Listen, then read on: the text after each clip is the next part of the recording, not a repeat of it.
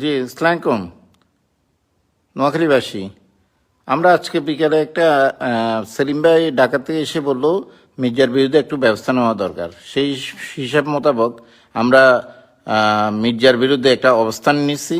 এখন বিভিন্ন ইয়েতে বলতেছে যে এটা এটা প্রত্যাহার করে নেওয়া হয়েছে, কিন্তু আমি আপনাদেরকে এইটুকু বলতে পারি, আমার জানা মতো আমি জানি না কারণ একজন লোক অপরাধী যে নোয়াখালীকে নয় সারা বাংলাদেশের আওয়ামী লীগকে ছোট করছে, তাকে তো ছাড়া যায় না।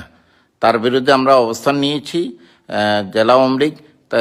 আমার সভাপতি কি অবস্থানে আছেন জানি না, উনি নাকি বলতেছেন যে প্রত্যাহার করে নিছেন।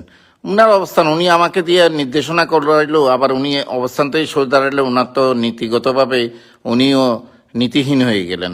আমি আপনাদেরকে বলি যে এটা আমরা ওনার আমরা অব্যাহত রেখেছি। এটা এটা বিভিন্ন জায়গায় যে সব কথাবার্তা হচ্ছে এগুলা ঠিক না।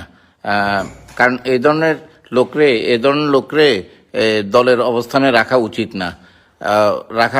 না। আপনাদের সকলকে আমি অবগতির জন্যই জানাচ্ছি, তার অব্যাহতিটা বহাল রইল। সকলকে ধন্যবাদ। আসসালামু আলাইকুম।